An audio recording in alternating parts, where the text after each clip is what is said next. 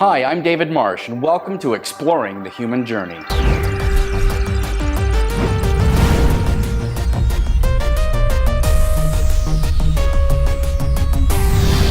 Exploring the Human Journey.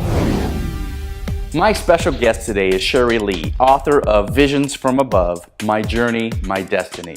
Recently, I got a chance to spend some time with her, and I'd like you to watch this incredible story. I grew up Catholic, so it was very strict. I went all the way through 10th grade being baptized and confirmed as a Catholic. I never really quite believed in a hell. I couldn't understand, first of all, if Jesus died for our sins in our religion, how could people go to hell? And it was shortly after this time, a girlfriend and I decided to go on a road trip to Las Vegas, where I actually met and married my husband of my children. And it was when I was married to him at the age of 23 that I had a near-death experience. I coded and was declared dead for 3 minutes, where I went out of my body up to my belief, my spiritual heaven, where I saw Jesus, 2 angels, and 3 spirits of deceased relatives. I actually wrote a book on this subject called Visions from Above, My Journey, My Destiny by Amy Jameson. Amy Jameson is my pen name. This near-death experience took me on a very incredible journey. I felt nothing but love, forgiveness, joy, and happiness. And so I didn't experience a hell, even though I had done things that were considered sins in our religion. So I couldn't understand what went on with that. Why didn't I go to hell then for a while? And how did I end up in heaven? This took me on a very long journey. And shortly after that, I started experiencing future events before they occurred, but they were mostly with my family members and very close friends. Everything I saw came true. It all came true as I saw it, not particularly as they experienced it, but in the end they were okay, which I thought was a good thing. So I became the messenger per se. Before that happened to me, I said, all psychics and mediums are nuts. But not now. I cannot say that anymore. I believe that we all have a very strong intuitive spiritual feeling within us. The things that I feel, in my opinion, that block these feelings are trauma, drama, pain, hurt, negativity. Those things all interfere with the connection that you have, that you're able to do. Of course, no one in this world is perfect. That includes me. And that being said, there are my moments that I still have where I get anxiety. I get, oh my gosh, what's gonna happen? Negative. That's just normal. I just feel that the transformation that I've been through and all the things that I've experienced have helped me deal with that on a more positive level.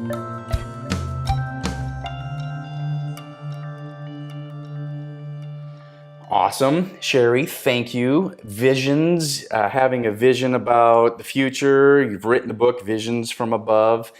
This is a great read. I read it. I picked it up from you, met you at a fair here in Phoenix. Correct. And fascinating. Tell me about the process to where you have an experience and you put it on paper.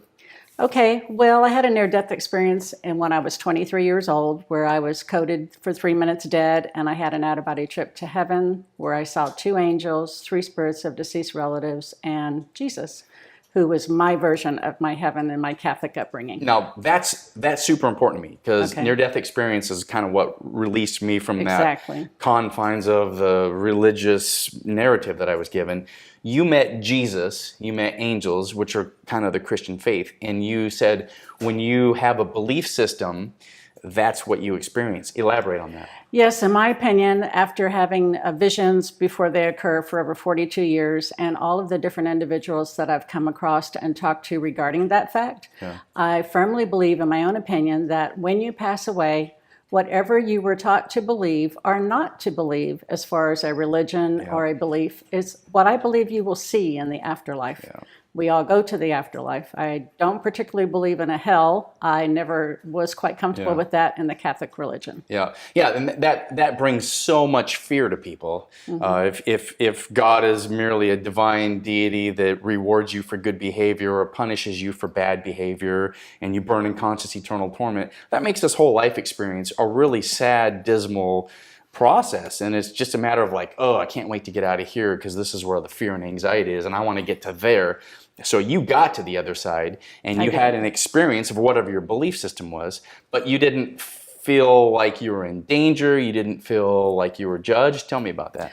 When I went out of my body, all I felt was total euphoria, extremely happy. There was actually no physical or mental connection to the people I saw in the room, as I saw my spouse, nurses, and the physician, and the priest, and my own body. So there was no connection like that. Like, let's say we had a fight the night before, and I go, oh my God, I'm so sorry. Well, it's not like that when you pass out of your body. It's just total happiness, total love. And that is what you feel. Yeah, awesome. Every now and then, Leo the dog, he'll come on set and he'll say hi. So he's always living the pug life. That's okay. So you had, your body was shutting down. You lost consciousness. Did you see yourself like from the top looking down on your body? Actually, I did. Yeah. I was inside my body when everything went totally black at first. And then I was like inside my body in a dark spinning tunnel, like I'll describe like being inside of a tornado, moving from my head to my toes where I saw a tiny white light coming out of my feet. And the next moment I'm at the top of the ceiling in the intensive care unit of the hospital looking down at myself, my own body, then my ghostly vision of a body, I would call it. Wow. And then the doctor, nurses, my spouse, and the priest. And you saw a priest like giving last rites or something? The priest was giving me the last rites. And then the doctor said, time of death. And one nurse was writing it down as another nurse looked at her and said, it's such a shame. She was so young and pretty to be gone already. And then the priest actually put the sheet over my body and over my face, and he was still there. Whoa. And at that point, I turned around where I was above the ceiling, looking down, and I was in heaven, my version of heaven as being brought up a Catholic. Where just like that, you just flipped. Just like that, just like I turned around and there I was in front of angels, 3 spirits of deceased relatives, and then I was whipped really quickly and standing in front of Jesus. Kind of like we were, I would describe, in the clouds or above the ground a few feet, but pretty much like being in the clouds type thing. You're like out of your body, your mind, shall I say? My mind was still there. Your brain was down on a table, but your consciousness was somewhere. Correct. Consciousness survives. That's what a lot of people, they think that, hey man, you die, lights out, it's over with. That's kind of a mainline, the standard for the atheists. They're just like, that's it, lights out. But so many people have a near-death experience where like, no, consciousness survives. It's just, it's outside of our brain. It's part of the mind, if you will. That's true. Yeah. It's like the person inside of you, that person leaves your physical shell, and that person still has their own mind and our own thinking process. Yeah. Yes. Okay, so you meet Jesus on the other side. Did you have conversation? Was it telepathic? It was a telepathic conversation. We were speaking to each other, but neither one of us were moving our lips. Wow. And he said to me, you cannot be here, you have to go back. And he raised his right arm, and when he went down like that quickly I was back in my body. Whoa. And blowing on the sheet. Yeah. With the priest still being there, he pulled it down and said, oh, my young lady, you've had a heavenly experience. Would you please tell me about it? And I said, sure, but I'm really mad right now. I'm really angry. He goes, why are you so angry? I go, because I was happy there. I didn't want to come back. Yeah. He goes, well, you weren't supposed to be there yet. I said, yes, I know. I was still angry, though, for a while. Yeah. Oh, man. So you wanted to continue staying in that state. I wanted to stay where I was. Wow. And, before you leave your body and go to the afterlife, we're all sinners in one way or another. We all do something we're taught not to do or told not to do. And in my Catholic belief, they were saying, if you sin, you're going to go to hell. Oh, boy. Well, it was a little disconcerting at first. It's like, oh, I'm going to hell. Well, I didn't really go to hell. I don't know where hell was. But what I believe since my return to my physical body is that we create our own hell with our trauma, our drama, our bad choices, and things we do and don't do, and how that affects everyone and ourselves around us. Yeah. That's our hell. Yep. Yeah. I love that. Heaven and hell isn't a place that you go to, it's a state of being. Exactly. That's what I'm learning as I continue to study more and more about the connection and the religious narrative that we're given. We're told that it's a place that you're trying to achieve to get to. Exactly. But man, I'm just finding that more and more it's this state of mind that you're in. You can put yourself, the things you think about, the things you say, that's where your reality can be created. That's true. We all have the ability to connect with our own intuitive, I will call it, your premonitions that you get or your gut feelings that you get when you go somewhere and you're like, oh, I don't feel like something good's going to happen here. That's your intuitive, your gut feeling telling you, pay attention, look at it and pay attention to it. The thing that blocks that is trauma, drama, pain, negativity. All the stuff that happens to us from our poor choices on earth, that's what causes the block of the intuitive. Yep. So intuition is really important. I was taught that you couldn't trust your feelings. The only thing you could trust was the Bible or the voice of the Holy Spirit, which was an external thing, that it wasn't your intuition. And so as I continue to study more and more about the connection that we have, more and more about the world that we live in, your intuition is your internal guidance system. Exactly.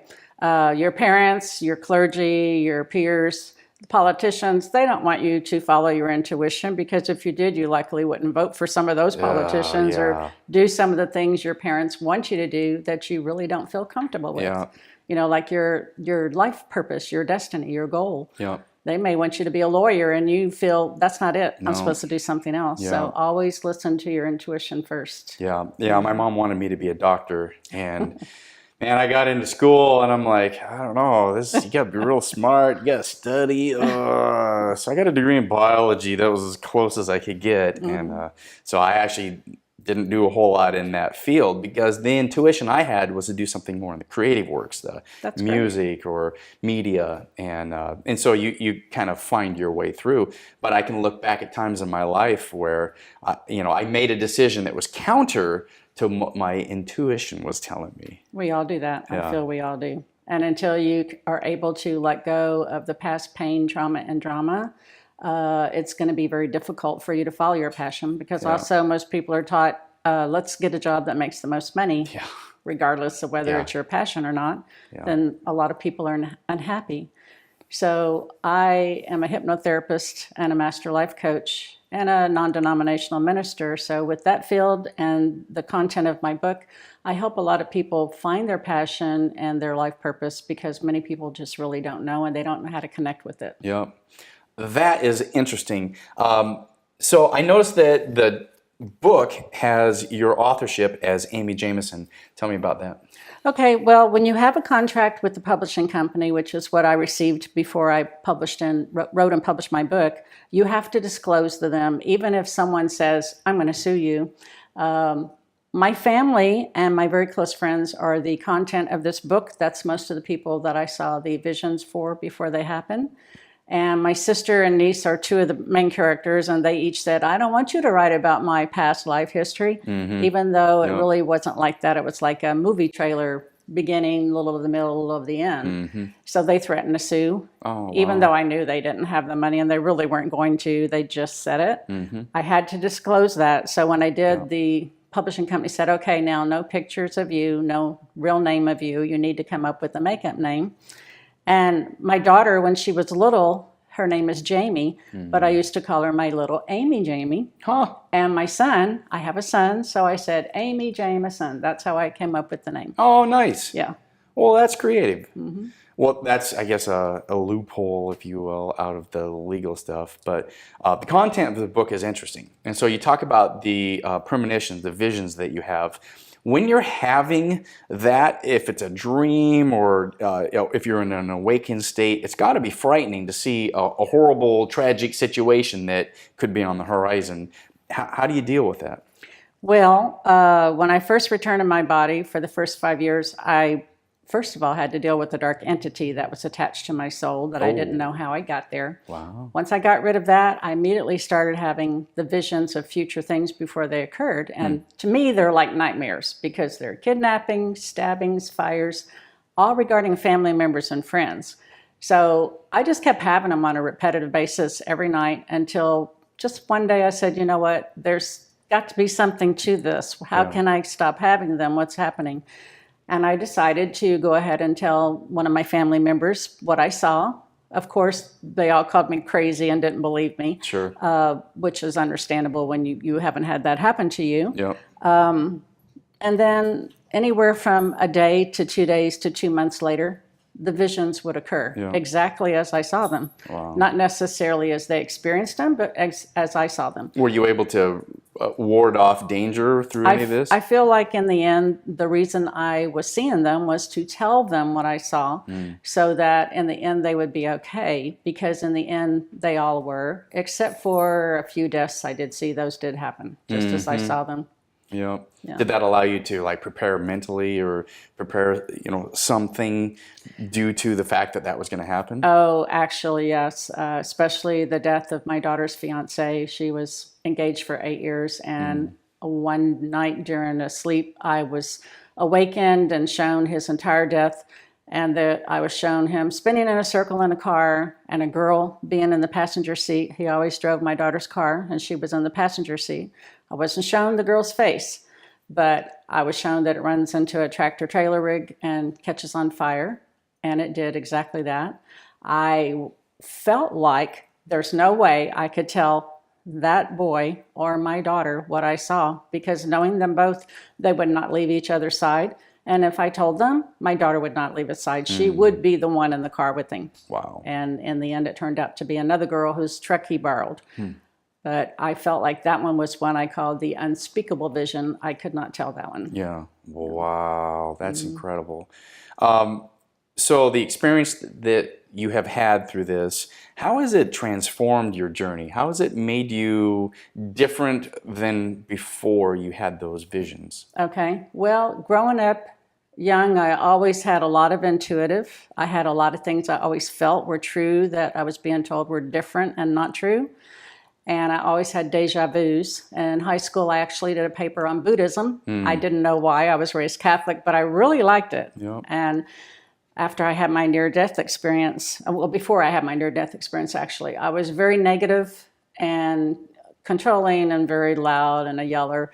All those things because I grew up around a very negative, abusive family of alcohol, drugs, and abuse. Yeah. So the journey, when I had this experience and telling people and talking to others, taught me how to become a better person and how to try to find one positive person in my happy circle around me to watch and listen to and see how they become a happier person.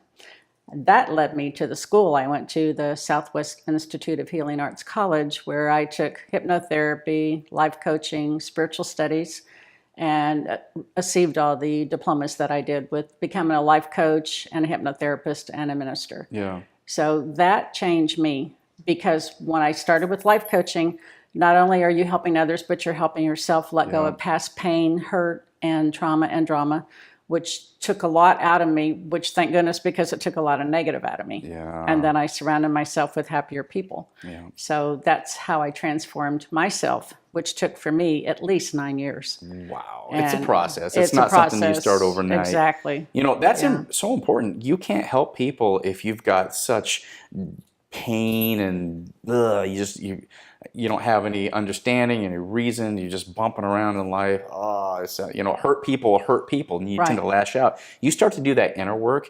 You start to find happiness. You start to find reason to have joy and love and connection. You're like, oh, this is so good. And you just want to share it with other people. Oh, it was great. Yeah. And I couldn't imagine. It took a little slow process to get there from point A to point C. But I will tell you that once I got there, I really didn't miss the past life at all. Yeah. And then anyone who would start yelling around me or acting like I used to, I was just like shocked. I understood why they did it, but I didn't want to tolerate it anymore. Yeah. So then I had to remove friends and family and all kinds of people that I used to be very close to from my closeness to a distance so that I could stay positive. Yeah, setting up those boundaries. Right. Yeah. Boy, that's the big thing. People need to realize it's okay to set a boundary. If there's somebody in your life that's causing you you don't have to say, I don't like you, and you don't have to get into that emotion and say, here's what I can give you. I can give you this moment, or I can give you this time, but then there's a boundary, and that's all I have to give. Right. And, we all have people in our life that are like energy suckers. They drain are. You get done, you spend 10 minutes with this person, you're like, oh man, I need a nap. It's so much better when you surround yourself with people that are like-minded, that are positive, that are seeking higher consciousness. And that's one thing I notice about you. You're a smiley person. You're light, both just on the lightness of you, and you have like radiant light. Oh, thank you. I can tell you've really done a lot of internal work to get to where you are. I have. Yeah. I mean, because you shared with me the context of growing up in an abusive situation with drugs, alcohol, substances, and how have you transformed into this wonderful person you are? It was very difficult because I also had 7 marriages. Oh, yeah. The last one, I divorced and married twice. Not 1, not 2, not 3, but 7.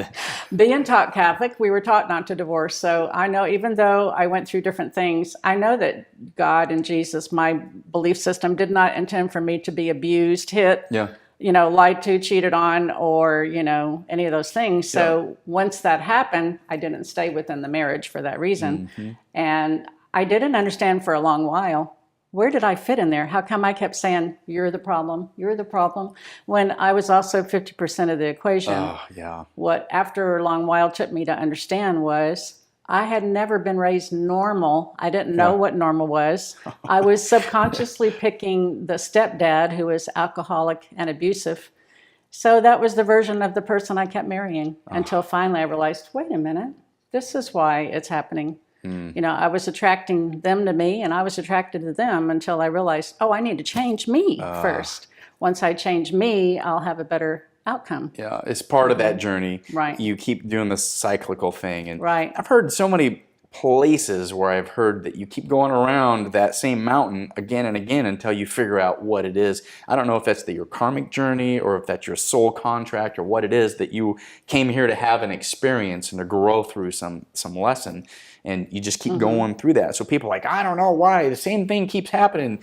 Well, maybe you should assess what you're going through. I've had to look at my own personal life going, why doesn't this work when this thing, and maybe it's because of this thing. I believe it. We keep experiencing it, and we keep repeating it until we realize what we need to do to fix us first. Yeah. Because we're the biggest part of the equation, the 50%, that if you want to attract a good, healthy relationship and a kind, happy person, you have to be the same. Yeah. If you're hurting and negative and abusive, then that's what you're going to get. Yeah. Yeah. Oh, that's so good. That whole attraction, like attracts like, is so important.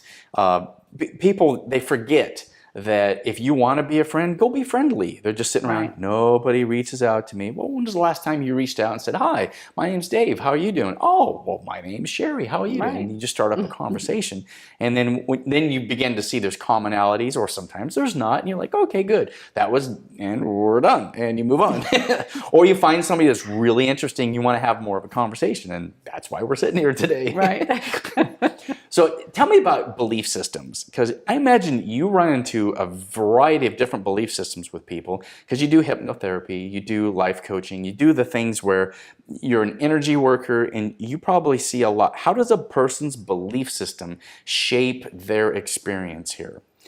Well, let's say if they're atheist and they don't believe in a belief system at all, like the father of my children was atheist and I was Catholic. So yeah, I would still maintain that's a belief system, though. Okay. I don't have beliefs. Right. Okay, well, that's a belief system. Well, he believed that aliens were the superpowers. That's a belief system. What? Yep. After so many years of talking to many different people and different stories that I've heard about abductions as well, who's to say that the Jesus I saw, or the Buddha you saw, or any of those people, who's to say they're not aliens? We don't know. I'm not ruling out nothing. Right. They have superpowers. So maybe they only present themselves to what we believe in our minds so that we can connect with them, but they could very well be an alien. I can't say that they're not. I can't say they are or they're not.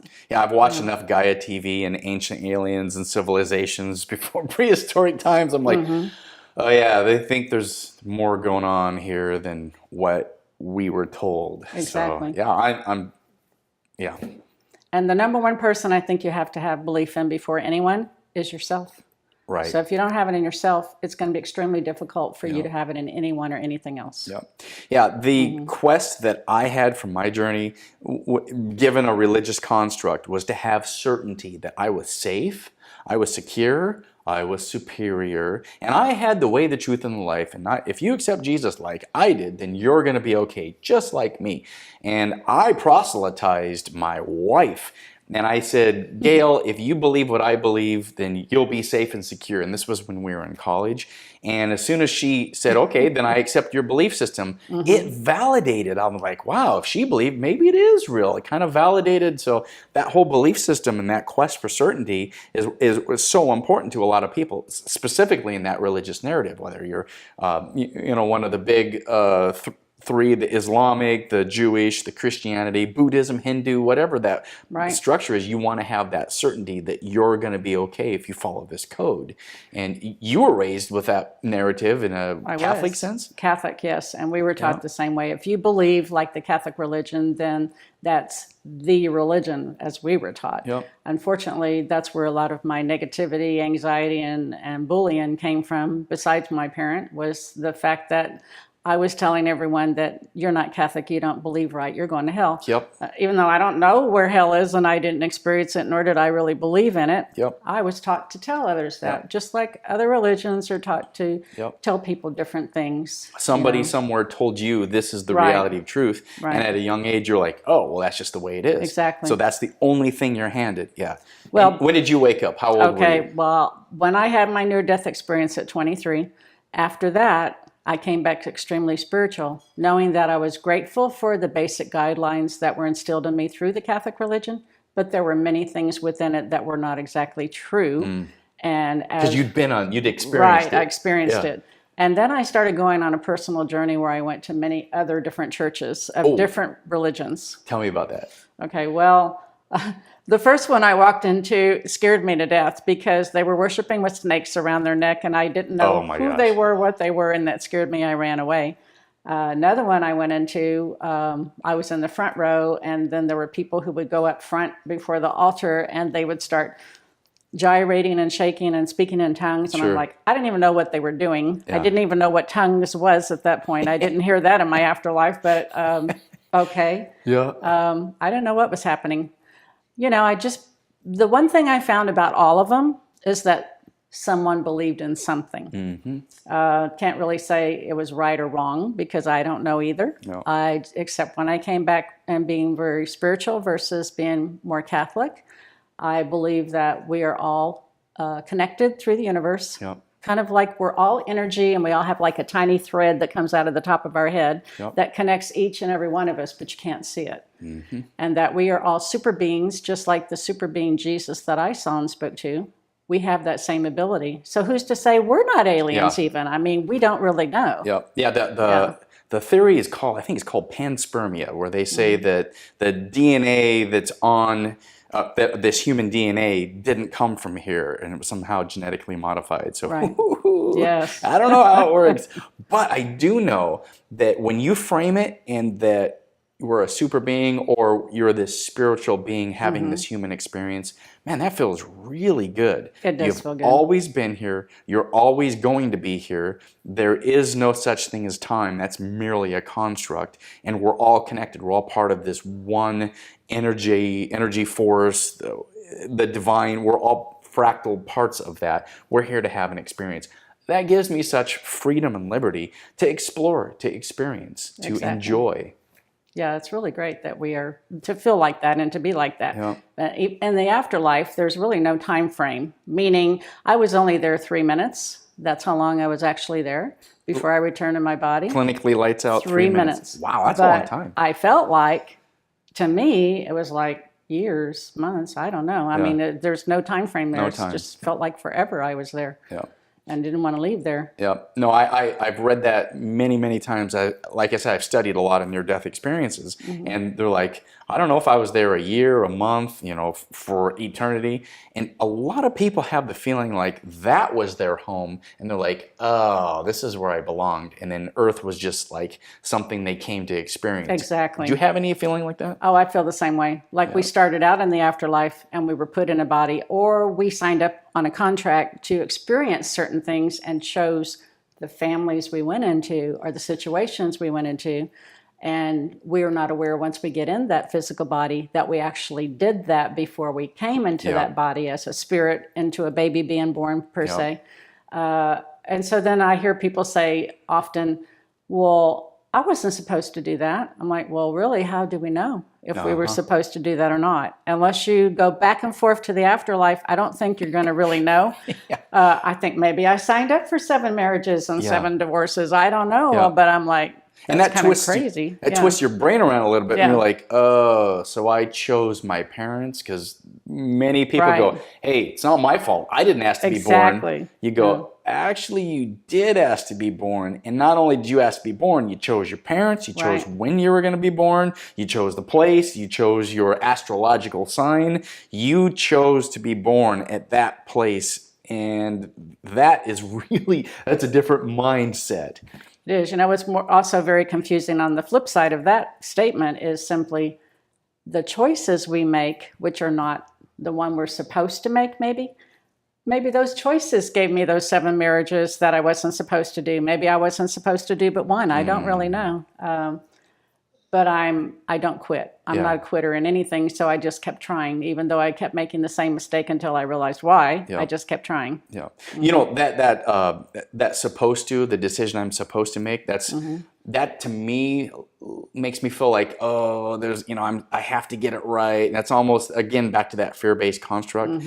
I like the idea that I have the free will. I have the liberty to make the choices. I can make a, quote, wrong choice, and it's still going to turn out okay. When you look back at your life, you can connect the dots, and you can see, oh, this is how I got here. Exactly. You can't connect them going forward, because you're like, I don't know, something happened. This is awful. This will never get me to where I think I'm supposed to get to. We think it's about achieving. But when you look back, and even those things, you're like, yeah, no, I'm glad that happened. And a lot of people say they wouldn't change anything in their life.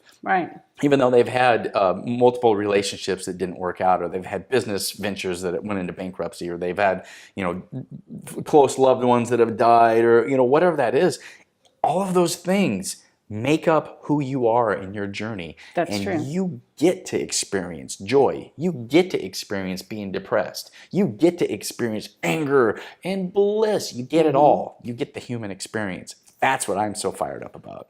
Me too, because we're not all supposed to be perfect. So if we were supposed to be perfect, we wouldn't have any choice at all. We would just be all doing the same thing. And how boring would that be? We wouldn't have an adventure of any kind. That's exactly right. I'm the most adventurous person in my family. I'm one of the only ones who ventured out to different states and even overseas for 6 years to Saudi Arabia. So I saw many things and I did many things. And just like you here, it's the journey that's the most important part. I believe that that's true. Yeah. Because you wouldn't grow and you wouldn't know what you were growing from if you didn't experience the negative and the bad things. Oh, and that's fascinating. Now, you said you were over in the Middle East, the Arab area. How did that come about? Well, my best friend and I in high school decided to go on a road trip at the end of high school, and we headed towards Wisconsin, but there was a very bad storm there, so we turned, and I said, well, I have a cousin in Las Vegas. So we headed to Las Vegas. I wanted to stay, and she wanted to leave, so she went back to Texas. I met and married the father of my children. We both worked at a Denny's. I was the waitress. He was the cook. That's awesome. That is so cool. And he was a junior at the end of his junior year in college there, and I helped him through his college studies. And from there, we went to Houston, Texas. His parents lived over in Saudi Arabia. His dad was chief engineer of oil operations for Aramco Oil. So he lived there majority of his life until he had to go to high school and college. And so we signed up with the Aramco Oil Company, both of us, in Houston, Texas, and we stayed there 2 years, and then we went to Saudi Arabia and joined his parents there and lived there for 6 years. Oh, wow. And had my 2 youngest children there. Wow. Did you do anything with teaching or helping language or anything? Or? Before I went to Saudi Arabia, I actually went to Arizona prior to living here now, where I took Arabic, natural resources, and French, and that was preparation for going to Saudi Arabia. Did you know you were going to go to Saudi Arabia? At that point, yes. We knew we were going to go, so we went to the graduate school. I went to graduate school on the wives program and got my advanced studies there.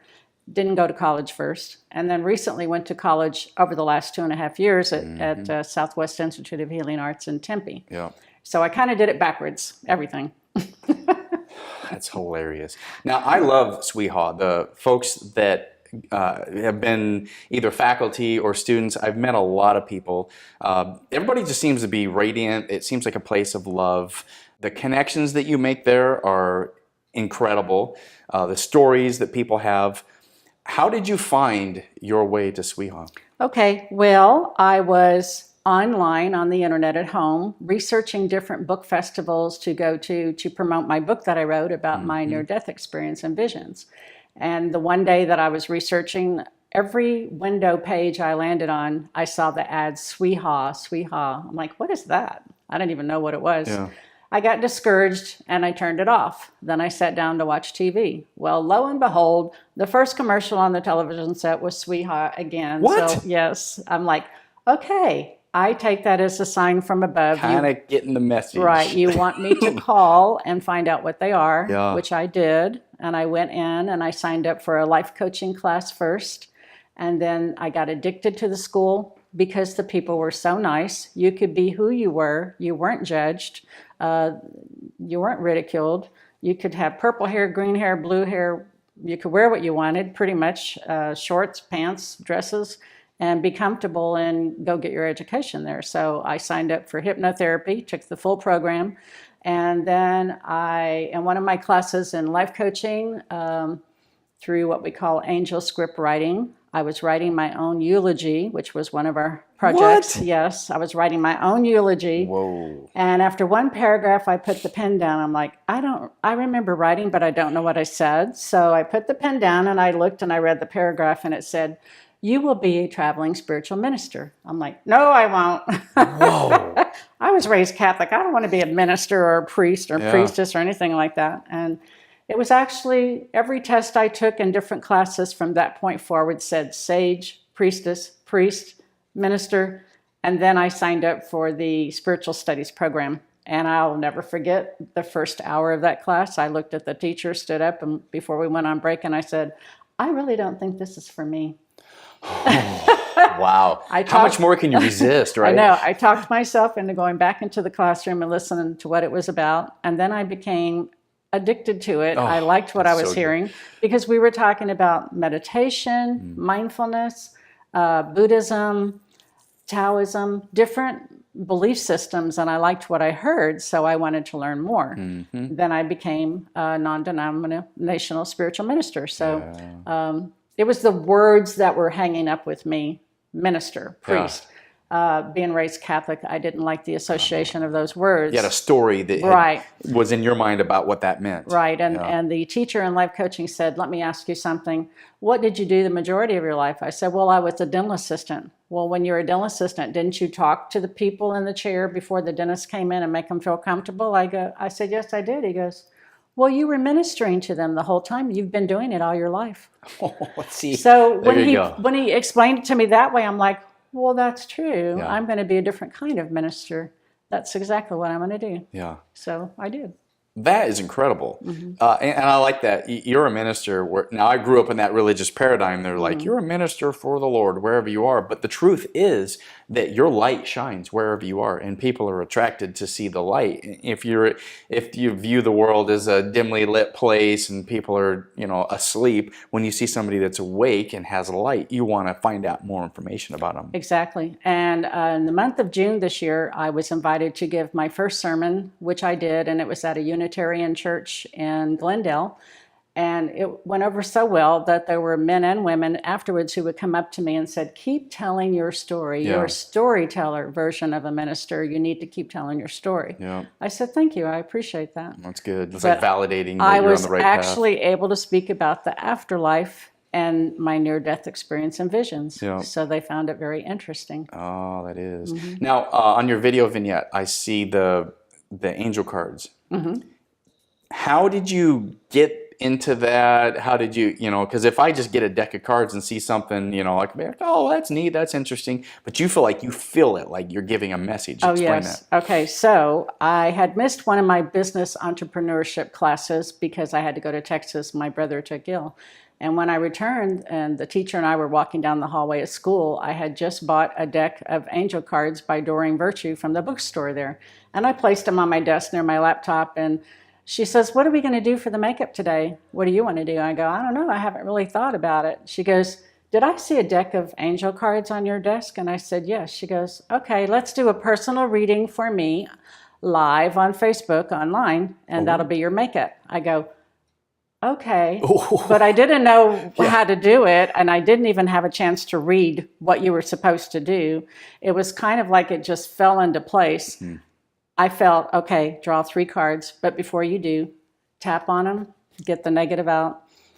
Ask you her. felt this like yes, on the inside. I felt it on the inside. I said, okay, I'm going to just draw 3 cards. But I said, think of a question, a concern, or a problem that you have in your ego part of your mind. You told her that? Yes. I said, maybe you'll get one in your gut. Maybe you'll get one in your mind. Maybe you can't decide.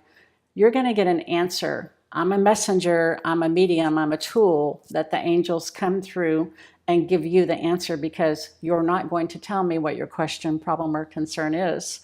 I'm going to draw 3 cards. I would get a feeling like all the hairs raised up on my arms and a vibration in my hands on which card I touch to draw for her face down. And then when I did 3 cards, she and I would both see what they were as we turned them over, and those were the answers to her problem.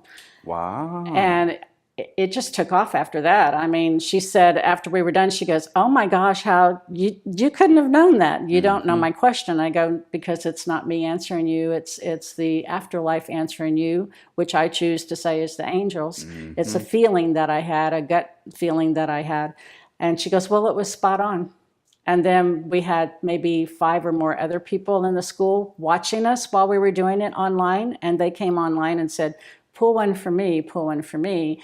And then before I know it, I had 10 when I got home by email, phone, or in person. And then it took off after that. It just kept happening. Wow. So is this something that you've created an opportunity for people to do this and contact you? Is it like a business model? You have a fee? It's part of my business model. Originally, I was charging $25 to do one. But recently, I decided, you know what? I did a gifts and graces at the school where they present different classes. And afterwards, I would do the free readings. And I had a tip jar there. I found that I was making more money through tips than I was through charging. So from this point forward, I plan on tips. Oh, that's cool. Donation tips. That's the way I'm going to do it. If you can afford $1, put $1. If you can afford 5, put 5. Whatever you feel it's worth to you. So if there's someone that's in a different state, we're here in Phoenix. If there's someone in a different state that wants to reach out to you, how would they do that? I have, I have Messenger on my phone. We can try it that way. That works a lot of the time. Also have Skype account. We can do Skype video and do it that way. Or over the phone, I've had 2 people do it over the phone long distance with me, and they said it was correct. Everything I had said was correct. I go, well, remember, I'm voicing it, but it's not coming from me. Your answer's coming from above. And you feel that. I feel it. You feel that like an external... Like all the hairs on my whole body stand up, and just like even right now, I get the chills. I just feel it, something I feel. I became more empathic than I ever was before, where I feel things about people. Like, we could be having a conversation and you could be talking about something on the reading that I just gave you with the cards, and I would feel something and I would say, okay, I'm getting something regarding that. Would you like to hear what it is? Well, so far no one said no, so then I would say what it was. No, I'm good. No, I don't want to know that. Yeah. What? Yes, of course. Yeah. So I would tell them what I felt. And they go, wow, how did you know that? I go, well, I just felt it. It's not something that your mind told my mind that I'm aware of. I was in a life coaching class one day where we all sat in a very large circle. And the teacher had like an 8x10 poster board that she would place in each person's hand as you go around the circle. Whoever had the board in their hand, everyone else was to stare at the person and not say a word. Okay, so she puts it in this one guy's hands, and then the next girl went to touch it. The minute those hands were on that board, I burst out hysterically crying very loudly in class. I said, "Oh my gosh, I'm so sorry. I feel every emotion you have both ever experienced, and I'm feeling it right now." And I couldn't stop crying. And then I had my hearing the same time, like I have a very high-pitched sound in my ears, and I've had my ears checked. There's nothing wrong, according to the specialist, with my ears. But I would describe it like if you've ever heard dolphins speaking a very high-pitched sound, it's kind of like that. I have it all the time. I can block it out through conversation. I can dim it through other thinking. But I believe that, in my opinion, what I feel, it's angels, but I don't know what they're saying. Now, I'm a high-energy person, so I don't meditate as often as I should. Yeah. I should be doing it a lot every day, and I don't. Oh, yeah. When I did, I got more empathic feelings and more things I could decipher, but I don't normally do it. I feel like maybe if I start, who knows? Maybe that would open up, and actually I'm going to hear what they're saying to me. I don't know. Wow. But it's like I hear it all the time. Yeah. So you're aware and you're sensitive to these things that are out there. Give some presence and some place to spirit guides and higher ascended masters, things like that. Because to me, that was never in the narrative. That's a brand new thing to me. You know, it was, you know, God made the universe and you're here and you've got to try to figure out how to get to him. And that was the narrative I was given. I didn't know anything about people communicating. It was all framed in, well, that's the devil. It's exactly. Just, if you didn't understand it, it was the devil. Okay, so growing up Catholic, I always believed in angels and Jesus. I had a hard time with the Trinity, the Father, Son, and the Holy Ghost. I didn't understand that for a long while. Yeah. But I did believe in Jesus. Angels, you know, those are given. Those are the good beings that are here. And it's always staged in some sort of a tribal war. You know, angels are good guys, demons are bad guys. You know, in the heavenly war. So I had no problem understanding angels, but they were never. It was never given to me as you would get guidance from the angels. It was only like Gabriel was a messenger and he told the good news. Or Well, Michael I never was got the warrior. that either. You know, until my near-death experience. And then when I started having visions, well, I had family members who were ill and passing, making the transition into the afterlife. I could be awake on my bed, laying there about to go to sleep. They would be there in spiritual form, a lot like I was when I went out of my body, telling me, here's a message. Tell them this that's going to happen tomorrow. Tell them that's going to happen tomorrow. Like, for instance, my children's grandfather on their dad's side, he was passing and he came to my bedside. Thank you for always being there with my son and with the kids. And I want you to tell them, your children, to come see me because tomorrow I'm going to have a stroke and I won't be able to talk. Well, I told my children and they didn't believe me at first, so they didn't do anything. Well, the very next night, the grandfather came back in spirit form again and said, okay, tell them they need to come tomorrow. He did have the stroke and he wasn't able to talk. He goes, I can hear them and I want them to come say goodbye to me. Oh, wow. So I told them and they did. And he goes, and by the way, to let them and their father know, I will not make it out of the hospital into the nursing home the following Tuesday. I'll be dead by 10 a.m. I went, okay. So I went and told my kids that. And they went right away to fly to California from Arizona to go see that grandfather. And my son called me on that Tuesday and goes, Mom, you were right. He passed away at 9:30 Tuesday morning and never made it out of the hospital. I go, well, he told me that. That didn't come from me. You know, that was his message to you and to his son that he wasn't going to have to go to a nursing home. So they come to me in my sleep, in my visions, while I'm awake. Sometimes in my thoughts, like I know they're there. Things fly off the fridge and I see them fly across the room. Wow. Printers start going wacky when they're off mode. The switch can be off and it can be going off and on. Huh. Yeah, that happens around me quite often, actually. Wow. And many things like that in my book. So I discovered I can see, hear, smell, and feel spirits from the afterlife when they want me to or when I'm in tune with it. Again, trauma, drama, pain, negativity, block it. So if I'm in that mode, which I'm normal like everybody else, I'm human, I get in that mode, then I can't get the message either. Yeah. Yeah. So you do hypnotherapy. How does that work? What is the hypnotherapy? Because it's not hypnosis. Right. It's you're looking, you're digging deep. Tell me about that process. Okay, so when I do a hypnotherapy session, I'll do like a 20-minute interview with the person first, where I ask them, have they ever had hypnotherapy? I will explain what it is. Like, we're doing a one-on-one session here. That's what we do in a hypnotherapy session.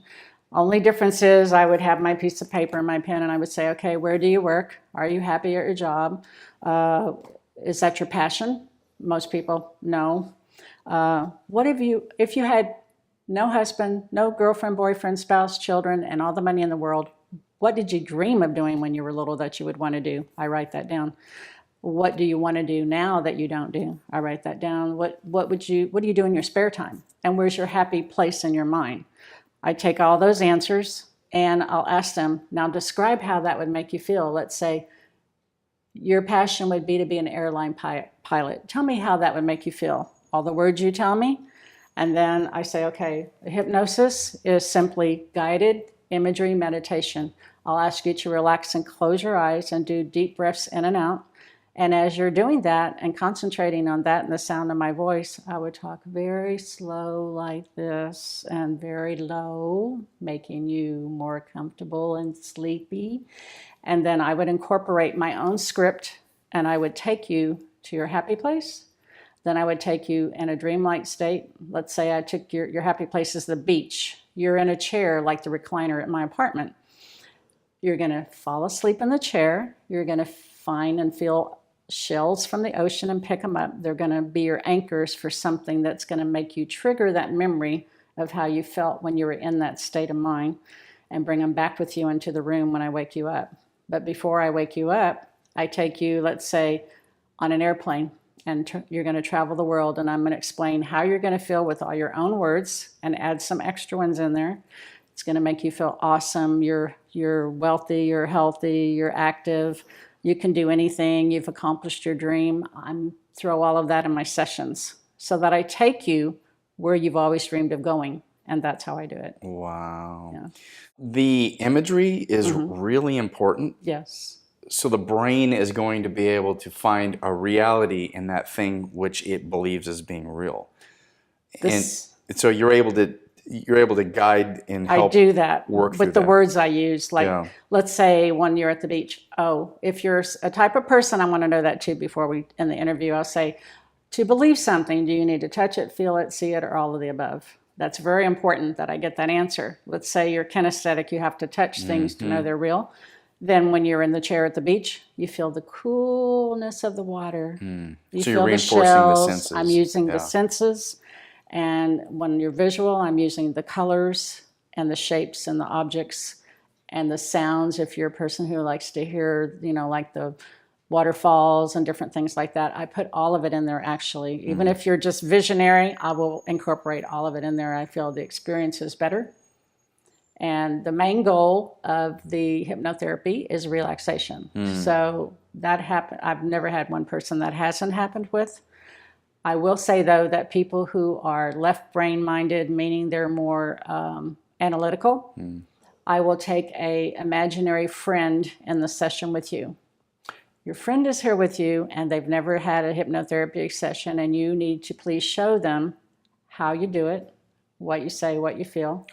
So your mind is concentrating on your friend and getting them to meditate, so that your subconscious mind will kick in and hear what I'm telling you about where you're going to go. So you won't be analyzing my every word on where I'm taking you. Pretty much like that. Yeah. So that person has got to have that control and try to solve the problem. Right. They want to know, why are you telling me that? Why are you taking me there? So I try to get the ego mind to get out of the way by concentrating on a friend that you brought in the session with you, imaginary friend. And then your subconscious mind will kick in and hear what I'm saying. To change a habit, lose weight, stop smoking. Let's say you have surgery on this arm. I'll concentrate on this arm and have you do things with this arm so that your mind is off the pain here and transfers over to this arm here. So your pain will be relieved as well. Hypnotherapy is being used at Banner Desert hospitals as we speak right now, before and after surgeries as well. Oh, wow. That's fascinating. Yes. Huh. What are the connections that you find us human beings need? The things, the family, the belief system, the coworkers, what are those connections? And how can we work through things that we're like, oh, I don't like this thing, or I really like this? What are the things, how do you think consciousness is moving forward with connection? Well, the more people that are aware that, I think, my personal opinion, that we are all connected universally, and that everything is about love and happiness and doing what you were brought here to do, meaning your life purpose, your destiny, your goals that you want to achieve. That's what's going to make you happy. Your job that pays thousands of dollars that you're only doing and you hate the job, that's not going to get you very far as far as mentally and physically being happy. Isn't that interesting how people do something they hate so they can get money? Right. And they think, well, I'll do something I hate so I get money, then I can do something I love, then I'll be happy. But I'm not happy. It's always in the future. Exactly. Well, I'll be happy then. I mean, I've lived my life in that paradigm before, where I'm like, well, I'll do something I don't like so I can get a lot of money, and then I can have time or go to the thing or do whatever. And we just sit there and endure I wish I would. Instead, you can find that happiness now. You can be happy, whatever the thing is that you're doing. That's true. I've always done something that made me very happy. Children, being a nanny, care provider for the elderly. I've always been a natural born, I believe you're born in with a gift when you're born. Oh. So my gift is caregiving. So I've always done that field in one form or another. And I've always been happy at that. The only time I associated money with any happiness was when I was in Saudi Arabia working for the oil company and making quite a bit of money there. But you're right, it doesn't make you happy. If you're miserable like I was in the marriage, unfortunately, I caught my spouse with my best friend when I was in labor with our son. So, you kidding? No, I'm not kidding. So I opened the door and found them when I had to go to the hospital. So it's like, wow, ta-da! Ta-da! Guess what? Well, when you guys are done, you got to take me to the hospital. We need to go to the hospital now. So just kind of wrap it up. Yeah, no, I bet that was pretty traumatic, and you're probably it was very traumatic, but I was not in the best of frame. So I wasn't exactly happy. I was happy working in the dental clinic though, because I was working as a dental assistant. And I loved being a care provider in that field, and I did that for 26 years. So that part of me was happy. The part where I kept saying, okay, all the money in the world is really great and all the travel, I had that, but I wasn't happy because the spouse was cheating on me. Oh. So it's like, okay, that's not working. Yeah. Wow. So you've gone through many experiences, many journeys. What, as we round third, we're heading home, what are some of the things that you have taken from you're so fascinating. You've had so many different things. What are the things that you've taken from this? Where do you feel you fit, or how do you think we all fit? What do you think this whole thing's about? The whole thing in our lives is about the journey of our life. And there really are no mistakes. The way I put that is like this. That's great. Everything that you do, even if you choose wrongly, it's not a mistake, it's a learning lesson. It's going to help improve you. Next time, you're not going to do it. It's something that you're going to do differently next time, or maybe not. Like in my case, I kept marrying several times, but I didn't know why for a while. It's going to help you in the end. It's going to get you from point A to point C. It's a teaching thing. It's not a mistake. It's something you need to know, or you need to go through to experience it to be a better person. I've heard that axiom, it's not a mistake, it's a mistake. Yes. And I've always thought that was a really great way to phrase it. It is. It's like we're supposed to do it based on the choice we just made. Everything has a reaction or a response that we do, and we're taught how to respond or act differently as we go along our path, our journey. We're all headed in the same direction. Some of us just take different paths, or repeat those paths, or zigzag around to get there. Tell me about raising consciousness. It's important that we all realize we're in this thing together. We're not separate little entities, and we have tribalism and warring. We're all in this thing together. What is it about consciousness that is passionate to you? Okay, well, everything about the near-death experience and the afterlife is very close to my heart because I felt what I learned, the biggest things I learned was we are connected. We all love each other. We're all supposed to be nice and happy to each other. There's no hell. We make it ourselves in our own mind by choices we make or don't make here on earth. And we experience the karma of that. Yeah. I think that's our hell. Just my own personal belief. Yeah, that's great. But the other biggest thing I took from when my soul left my body and went to the afterlife was there's no regret. There's no, like I was saying, if we had a fight the night before and I said some horrible things and you said horrible things to me and then I die the next day and you're like, oh my God, I wished I'd never have done that. How could I be so cruel? Yeah. And you suffer the rest of your life because you hold on to it. You're not meant to hold on to it because I will guarantee you that the minute your soul leaves your body, the person you were mean to, it's no attachment in any way whatsoever to those thoughts, those actions, those feelings. They have nothing but love. Yeah. And it's all about the love and the journey and the happiness. My goal for me as a non-denominational minister and hypnotherapist and life coach, I use all of these tools to help people find their passion, their goals, what do you want to really do? What makes you happy? We're no different from each other. We're all the same. I'm not better than you. You're not better than me, but we're not less than each other either. And that being said, that's the way I feel. I want to try to help people find what do you want to do? What it is you really want to do that's going to make you happy. Yeah. So that you actually have a happy life. Yeah. Yeah. Brilliant. CherieAZ.com, is that accurate? Right, that's for your correct. website. People can reach out to you there. Yes, it's CherieAZ.com, and that'll give you information about my book by my pen name, Amy Jameson, as well as my ministry. I also have a video on there of 3 different stories I told during a sermon to relate to children and older people and people in jail. I kind of did one of those. That's on there as well. Oh. Fascinating. Cherie, thanks so much for being on the show and sharing your human journey. I like to end the show with the guest giving, and I think you kind of just answered it, but giving that one thing, if someone were to take away one nugget of information from this whole time we've spent together, what is that one thing you'd want people to know? We're all the same. No one is better than anyone else. You're all important. We're connected. We're all important. No matter what you do or don't do in life and how many mistakes you feel like you've made or bad things that you've done, there's no hell. The hell's in your mind, and you can change it at any time you want. Yeah. Brilliant.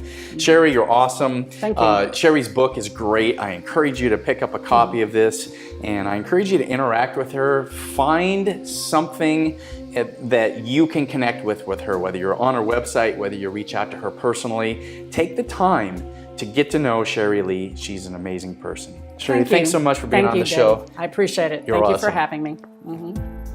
I'm David Marsh, and you've been watching Exploring the Human Journey on YouTube as a video and listening as a podcast. If you would like to help continue the conversation, please consider supporting us by visiting patreon.com, where you can support us on a monthly basis and get extra bonus content. For as little as $1 a month, you can make this show sustainable and help continue spiritual consciousness. You can also help by following us on Facebook and Instagram. For more information about the show, find us online at exploringthehumanjourney.com.